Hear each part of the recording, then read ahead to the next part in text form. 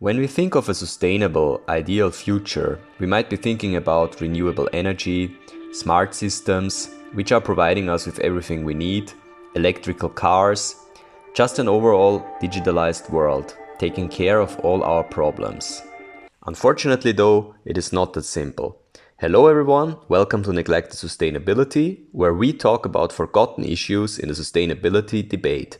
And in today's episode, we're having a look at the production and the recycling of rare earth metals, which appear just about everywhere in the modern digitalized world. Before we get started on the actual issues, we have to take a quick look on what rare earth metals actually are. Rare earth metals is a term coined by the industry and comprises the elements scandium and yttrium as well as the lanthanoids, with scandium and lanthanum to europium being classified as light rare earth metals, and yttrium as well as gadolinium to lutetium being labeled heavy rare earth metals. Rare earth metals are neither an official chemical term, nor are they particularly rare, with some of them being of similar rarity than copper in the Earth's crust, such as cerium. But of course, it also depends on whether ores are concentrated on a few easy-to-access deposits or they are spread evenly around Earth's crust. In case of rare earth metals, we're talking about 850 known deposits, but only a handful of mines are fulfilling current global demands.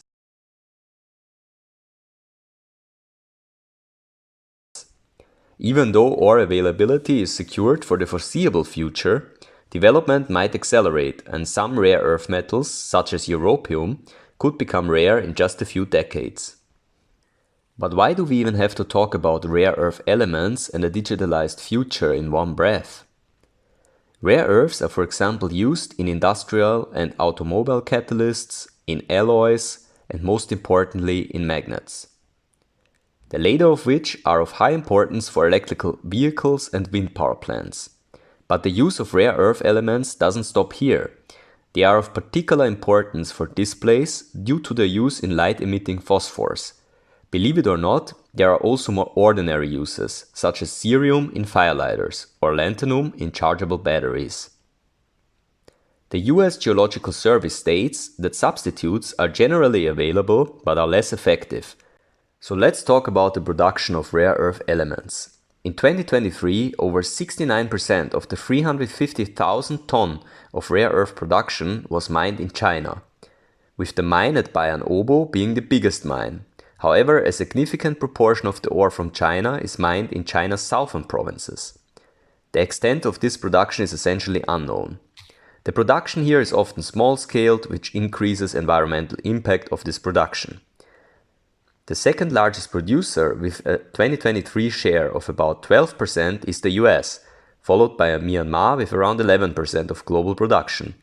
Australia on the fourth place also has a notable production, while European mines are practically non-existent. Mining and particularly ore refining is per se not an environmentally friendly process. While the exact process is ore and most of all regulatory dependent, and sometimes under disclosure by the industry, it usually involves ore crushing and grinding, followed by a flotation process. In the flotation process, gas bubbles in water are used to separate the fine-ground ore, making use of unique physiochemical properties of each particle. The flotation is then followed by cracking or leaching of the enriched dust, using hydrochloric or sulfuric acid, basically leaving you with a mixture of chloride or sulfate salts of different rare earth elements. A noteworthy exception from these steps are deposits around China's southern provinces, which due to their fine-grained nature can be directly leached using ammonium sulfate, a substance which can also be utilized as fertilizer. In the arguably most difficult step, due to their close chemical properties, rare earth elements have to be separated, which can require more than 100 different stages and needs high quantities of inorganic compounds such as, once again, hydrochloric acid. The last step requires a reduction of rare earth cations in the salts to pure metal, using electrolysis or reduction agents such as calcium metal. Now that we know basically everything we need to know about the production process, we can finally come to the main part of this video. And that has to do a lot with China. You see, China is a perfect example for problems in rare earth metal production, because it features small-scale, illegal production in the south, while it has an industrial production in the north, around Bayern-Obo and Baotou for refining. Furthermore, due to dumping prices in the 80s and 90s, and arguably an intelligent play, China now controls a huge chunk of the supply chain, while only about 40% of estimated deposits are found in China. One mustn't forget that China is not a democratic state and is not known for its human rights activism, so to speak. A dependency on such a country is problematic, considering an up to tenfold increase in rare earth prices following Chinese production quotas in the early 2010s. But the problems don't end with economic dependency on a pseudo-communist dictatorship. A 2015 article published by the BBC shows pictures from a visit to the Baotou toxic lake, which is nothing else than the waste from various production steps of Baotou refining plants. The lake is situated dangerously close to the Yellow River, only about 35 meters above and 11 kilometers away to be precise. As by current informations, no security measurements are taken to reduce seepage of chemicals into the soil and ultimately into the Yellow River. It has been found that this highly hazardous waste contains not only heavy metals and various chemicals, such as acids, but also radioactive material. But where does all the radioactivity come from, you might ask? Well, tailings at Baotou are contaminated with the element thorium, which is a radioactive element. This is caused by the ore itself, which contains it.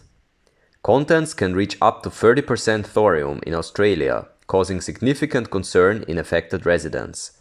This adds to the pollution through soil and groundwater seepage, but also to highly toxic and radioactive dust when the fine tailings are drying out. One must not forget that this adds to the dust generated while the ore is crushed. Changing the scenery a bit from mining and tailings to the actual refining plant, we have to take a look on the roasting and refining process. In Western countries, as well as in large-scale factories in China, removing hazardous substances from exhaust emissions is a standard. However, as you might have guessed, medium-scale and small-scale endeavors likely use only minimal, if any, gas scrubbing techniques. This releases, for example, hydrofluoric acid, an acid that not only reacts with glass, but is also highly poisonous, going as far as having its own Wikipedia article on hydrofluoric acid burns, which are not immediately showing, and the fluoride within the acid actually disrupts the body's calcium cycle, messing, for example, with your bone structure or heartbeat. If you think what I have told you until now was already quite dirty and unsustainable, you haven't heard about the third largest producer, Myanmar, yet. Myanmar, as a developing country, has even lower standards than China. Yes, that's possible. And even the Chinese are seeking new opportunities on how to use a developing country for their own benefits. Particularly after the Chinese government started to recognize the huge environmental damage caused by rare earth mining, particularly in its southern provinces.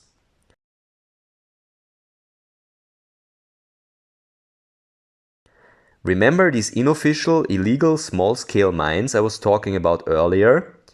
Well, they have seemingly expanded into Myanmar over the last years.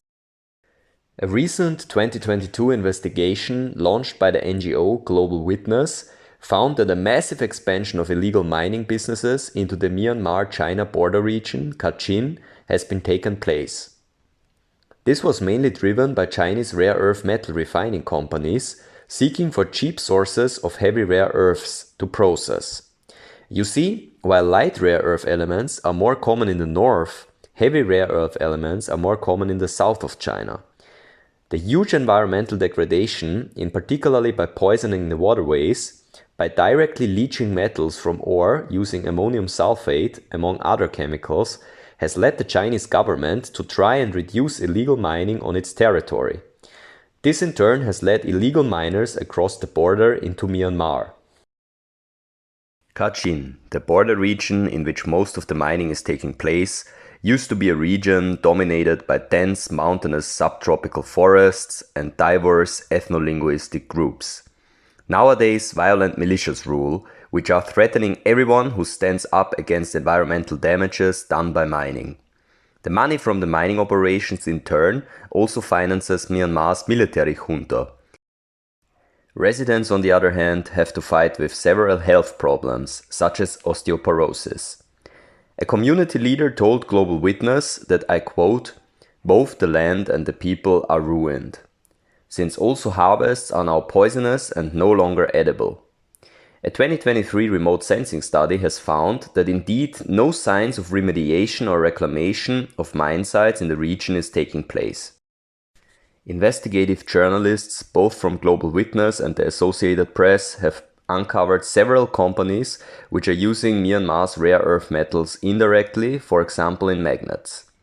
The list of companies includes popular names such as Volkswagen, Samsung, Siemens and Bosch.